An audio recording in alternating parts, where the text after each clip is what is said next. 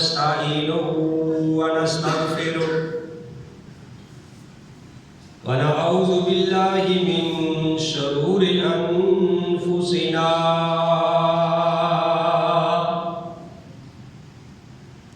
ومن سيئات أعمالنا من يهده الله فلا مضل له ومن يضلل فلا هادي له وأشهد أن لا إله إلا الله وحده لا شريك له وأشهد أن محمدا عبده ورسوله يا أيها الذين آمنوا اتقوا الله حق تقاته ولا تموتن إلا وأنتم مسلمون يا أيها الناس اتقوا ربكم الذي خلقكم من نفس واحدة وخلق منها زوجها وبث منهما رجالا كثيرا ونساء واتقوا الله الذي تساءلون به والأرحام إن الله كان عليكم رقيبا يا أيها الذين آمنوا اتقوا الله وقولوا قولا سديدا يصلح لكم أعمالكم ويغفر لكم ذنوبكم ومن يطع الله ورسوله فقد فاز فوزا عظيما أما بعد فإن خير الحديث كتاب الله وخير الهدي هدي محمد صلى الله عليه وآله وسلم وشر الأمور محدثاتها وكل محدثة بدعة وكل بدعة ضلالة وكل ضلالة في النار. أعوذ بالله السميع العليم من الشيطان الرجيم. بسم الله الرحمن الرحيم. قال الله تبارك وتعالى في سورة التوبة الذين آمنوا وهاجروا وجاهدوا في سبيل الله، وہ لوگ جو ایمان لائے اور انہوں نے ہجرت کی اللہ کی راہ میں اور جہاد کیا اللہ کی راہ میں بے اموالہم و انفسہم، اپنے مالوں کے ذریعے اور اپنی جانوں کے ذریعے، اعظم درجۃ عند اللہ، ان کا درجہ ہے بہت بڑا اللہ کے ہاں، وَأُولَئِكَ هُمُ الْفَائِزُونَ، اور وہی لوگ کامیاب ہونے والے ہیں۔ محمد کی جس دل میں الفت نہ ہوگی، سمجھ لو کہ قسمت میں جنت نہ ہوگی۔ بھٹکتا رہا ہے بھٹکتا رہے گا، محمد سے جس کو عقیدت نہ ہوگی۔ کرے جو اطاعت دل سے محمد کی، اس کو پیر و مرشد کی حاجت نہ ہوگی۔ حضرات، ہر قسم کی حمد و ثنا اللہ وحدہ لا شریک کی ذات پاک کے لیے، وہ اللہ جو ساری کائنات کا خالق، مالک اور رازق ہے۔ وہ اللہ ہمیشہ سے ہے اور ہمیشہ رہے گا۔ یار انہاں بچے اٹھا کے نا ایک سائڈ تے بھیج دو اور باہر انہوں بھیج دو۔ حمد و ثنا کے بعد لاکھوں اور کروڑوں درود و سلام امام الانبیاء، امام القبلتین، امام الثقلین، امام الحرمین، امام اعظم اور رہبر اعظم، قائد اعظم، آمنہ کے لال، عبداللہ کے در یتیم، ساری کائنات کے سردار محمد رسول اللہ صلی اللہ علیہ وآلہ وسلم کی ذات گرامی پہ۔ محترم حضرات، میں نے آپ کے سامنے قرآن حکیم سے سورہ توبہ سے ایک نہایت مختصر آیت تلاوت کی ہے، اور اس آیت کا ترجمہ بھی آپ کے گوش گزار کر دیا ہے۔ اللہ رحیم و کریم سے دعا ہے کہ اللہ تعالیٰ اس گئے گزرے دور کے اندر مجھے صحیح بیان کرنے کی توفیق نصیب فرمائے، اور پھر ہم سب کو سن سنا کے صحیح معنوں میں اس پہ عمل کرنے کی توفیق نصیب فرمائے۔ جو آیت کریمہ میں نے آپ کے سامنے تلاوت کی ہے، اس میں اللہ احکم الحاکمین نے ارشاد فرمایا کہ اللہ زین آمنوا، وہ لوگ جو ایمان لائے، وہاجروا، اور انہوں نے ہجرت کی، وجاہدوا فی سبیل اللہ، اور اللہ کی راہ میں جہاد کیا، بے اموالہم، اپنے مالوں کے ذریعے، وانفسہم، اور اپنی جانوں کے ذریعے، اعظم درجات عند اللہ، اعظم درجات عند اللہ، ان کا درجہ اللہ کے ہاں بہت بڑا ہے، وَأُولَٰئِكَ هُمُ الْفَائِزُونَ، اور وہی لوگ کامیاب ہونے والے ہیں۔ میرے بھائیوں، میں آپ بھائیوں کے سامنے 14 اگست کے حوالے سے، قیام پاکستان کے حوالے سے چند ایک گزارشات کرنا چاہتا ہوں۔ آپ کے علم میں یہ بات ہونی چاہیے کہ حب الوطنی من الایمان، کہ وطن سے محبت یہ ایمان کا حصہ ہے۔ اپنے وطن سے محبت یہ ایمان کا حصہ ہے۔ اپنے وطن سے بندے کو محبت ہونی چاہیے۔ اس بات کو یاد رکھیں، میں بغیر کسی تمہید کے بات شروع کرنے لگا ہوں کہ ہجرت مدینہ کے بعد پوری دنیا کے اندر اگر کوئی ملک مارد وجود میں لا الہ الا اللہ کے نام پہ آیا ہے تو وہ ملک پاکستان ہے۔ ملک پاکستان کی بنیاد لا الہ الا اللہ پہ رکھی گئی ہے۔ تو میرے بھائیوں، ہمیں لا الہ الا اللہ کا مفہوم بھی سمجھنا چاہیے، ہمیں اس کا ترجمہ بھی آنا چاہیے کہ جو لا الہ الا اللہ ہے اس کا معنی کیا ہے۔ تو ہم جو لا الہ الا اللہ کہتے ہیں اس کا کیا ترجمہ ہے؟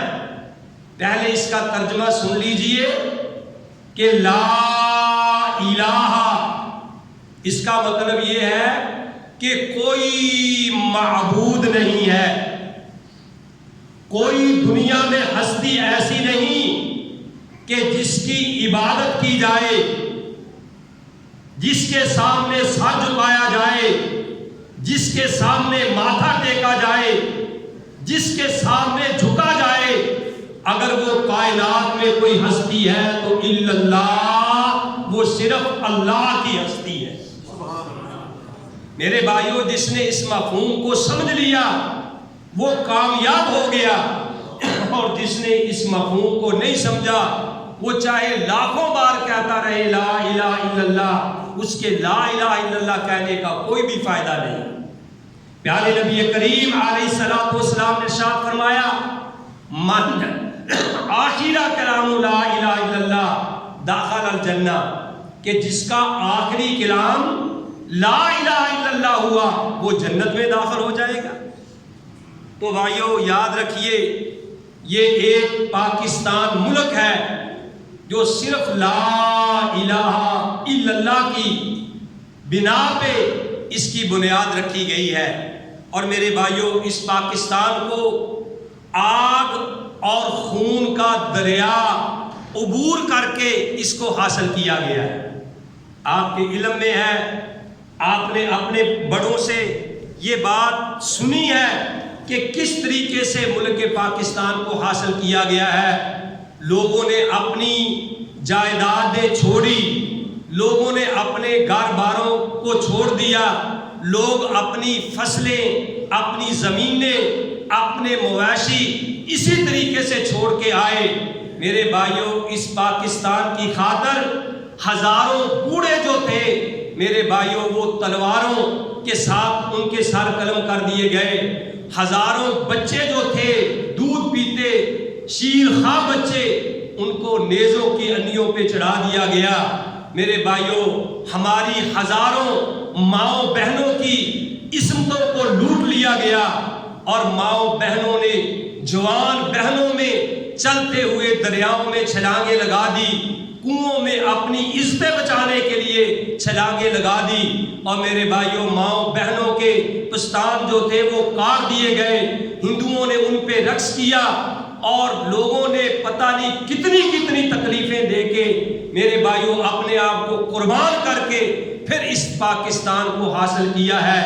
میرے بھائیوں میں ایک اخبارات میں کی خبر پڑھی کہ ایک عورت وہ ہندوستان سے چلتی ہے اور 3 بچے اس کے ساتھ ہیں، اس نے اپنے 2 بچوں کو، ایک کو دائیں ہاتھ میں دوسرے کو بائیں ہاتھ میں انگلی پہ لگایا ہوا ہے، اور ایک بچہ اس نے اپنی چھاتی کے ساتھ چمٹا ہوا ہے، اس کے وہ آ رہی ہے تو راستے میں آتے آتے پہلے اس کا ایک بچہ چھین لیا گیا اور اس ماں کے سامنے اس کو قتل کر دیا گیا، پھر دوسرا بچہ بھی چھین لیا گیا، اس کو بھی قتل کر دیا گیا۔ پھر میرے بھائیوں جب اس کا تیسرا بچہ چھیننے لگے تو اس کے دل سے ایک ہوپ نکلی، تو اس نے کہا کہ بھئی اگر اپنے بچے کو تو بچانا چاہتی ہے تو ظالموں نے کہا کہ ایک بار کہہ دے کہ پاکستان مرد آباد تو پھر تیرا بچہ بچ سکتا ہے۔ اس نے کہا میرے دونوں بچے آپ نے چھین لیے، تیسرا بھی چھین لو، لیکن میری زبان سے یہ نہیں نکل سکتا کہ پاکستان مرد آباد۔ میرے بھائیوں تینوں بچے اس کے جب قتل کر دیے گئے تو پاکستان کی سرحد کے قریب جب پہنچی تو اس کی آنکھوں سے آنسو جاری تھے اور چہرے پہ مسکراہٹ تھی۔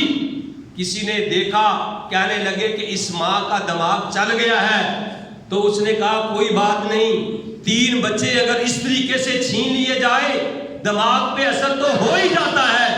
وہ کہنے لگی کیا تم مجھے پاگل سمجھتے ہو، مجھے بیوقوف سمجھتے ہو؟ میں اس لیے نہیں رو رہی کہ میرے 3 بچے جو ہے وہ چھین لیے گئے ہیں، میں اس لیے رو رہی ہوں، اس لیے خوشی سے رو رہی ہوں کہ اے اللہ تیرا لاکھ لاکھ شکر ہے کہ تو نے میرے 3 بچوں کی قربانی کو قبول کر کے مجھے پاکستان کے وقت میں پاکستان میں رہنے کی جگہ عطا کر دی۔ تو اس طریقے سے لوگ آئے تھے۔ مجھے یاد ہے کہ میری والدہ نے خود مجھے بتلایا، وہ قصے بڑے لوگ سنایا کرتے تھے، انہوں نے بتایا کہ جب یہ پاکستان کا مسئلہ بنا، جب انہوں نے وطن سے نکالا تو ہم جس جگہ پہ بیٹھے تھے، جس جتے میں ہم جگہ پہ بیٹھے تھے، وہاں ایک عورت کا دودھ پیتا بچہ اس کے پاس تھا۔ اب چونکہ وہ لوگ تلاش کر رہے تھے کہ کہاں وہ ملے ہم ان کو قتل کر دیں، تو وہ بچہ جو تھا اس نے رونا شروع کر دیا۔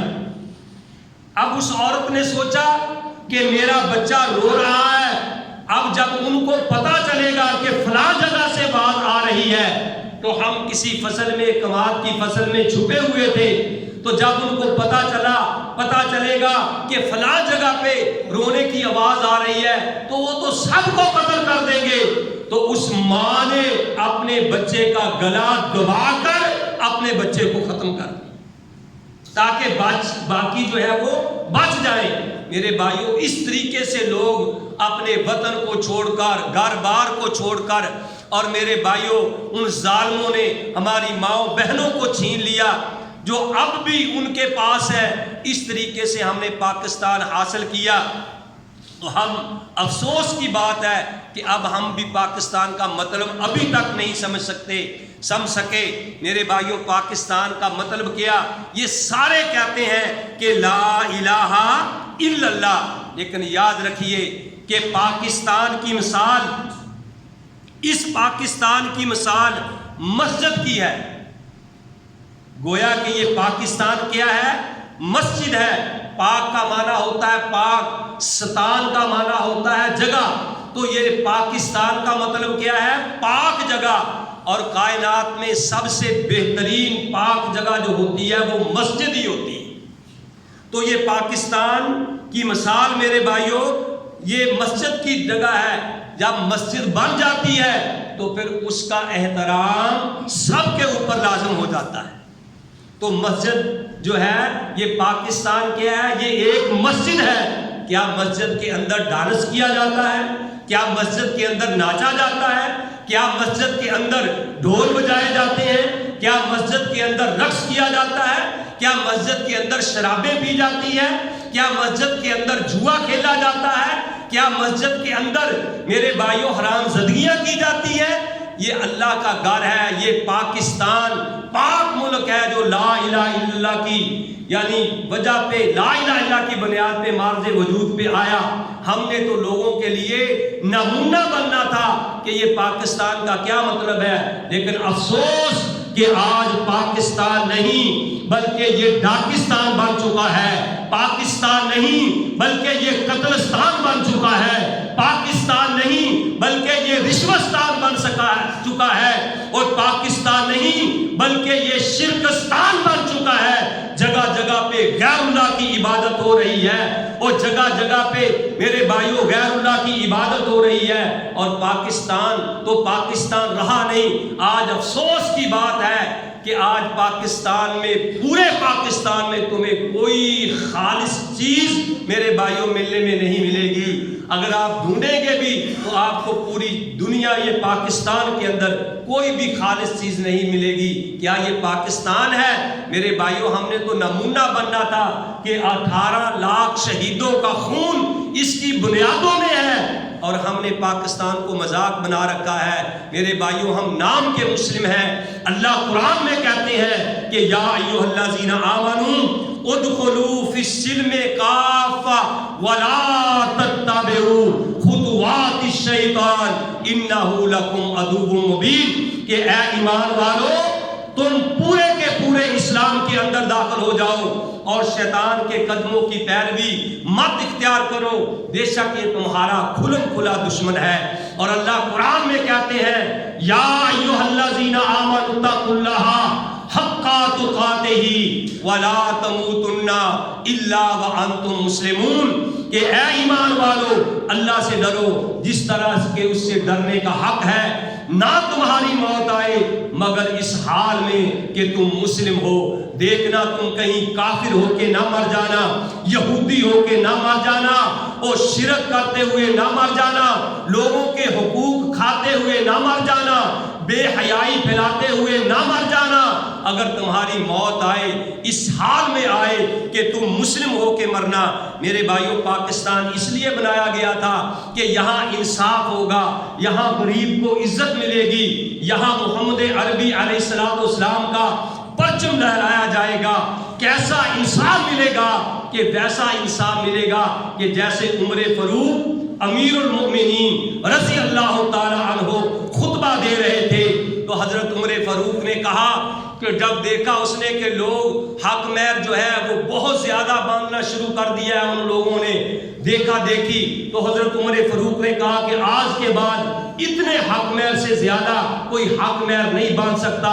تو ایک عورت کھڑی ہوتی ہے، ایک عورت مجمع میں اٹھتی ہے، عمر فاروق خطبہ دے رہے ہیں، کہنے لگی اے امیر المومنین، اللہ قرآن میں کہتا ہے کہ اگر تم نے خزانہ بھی حق مہر میں دیا ہے تو اگر تم نے اس کو طلاق دے دی تو واپس نہیں لے سکتے، اللہ نے تو خزانے کا کہا ہے، آپ کون ہوتے ہیں اس کو مقرر کرنے والے؟ امیر المومنین رضی اللہ تعالیٰ عنہ کی آنکھوں سے آنسو جاری ہو گئے کہ اس عورت نے مجھے دین سمجھا دیا ہے، اپنا آرڈر جو تھا وہ واپس لیتے ہیں، کہتے ہیں کہ اس عورت نے سچ کہا ہے۔ میرے بھائیوں، ایسا انصاف چاہیے تھا، ایسے انصاف کے لیے ملک حاصل کیا تھا کہ امیر المومنین رضی اللہ تعالی عنہ کا بیٹا عبداللہ بن عمر رضی اللہ تعالی عنہ اپنے اونٹ چرانے کے لیے مسلمانوں کی چراگاہ میں، جہاں یعنی خاص اونٹ چرائے جاتے ہیں جو بیت المال میں آئے ہوتے ہیں، تو وہ اونٹ چرانے کے لیے چراگاہ میں گیا تو حضرت اس کو عمر رضی اللہ تعالیٰ عنہ نے روک دیا متولی چراگاہ کو کہ میرے بیٹے کے اونٹ اس چراگاہ میں نہیں چر سکتے۔ تو حضرت عبداللہ اپنے باپ کے پاس آ کے کہنے لگے کہ اے میرے ابا جان، کیا میں مسلمان نہیں ہوں؟ کیا میں نے جہاد نہیں کیا؟ فرمایا الحمدللہ، اللہ کا شکر ہے، اللہ کا شکر ہے کہ جس نے مجھے مجاہد بیٹا دیا ہے۔ فرمایا کہ ابا جان، میں مسلمان نہیں ہوں، میں ایمان والا نہیں ہوں۔ فرمایا اللہ کا شکر ہے کہ اللہ نے مجھے ایسا مسلمان بیٹا دیا کہ جب آمنہ کے لال دنیا سے گئے تو وہ تیرے اوپر راضی تھے۔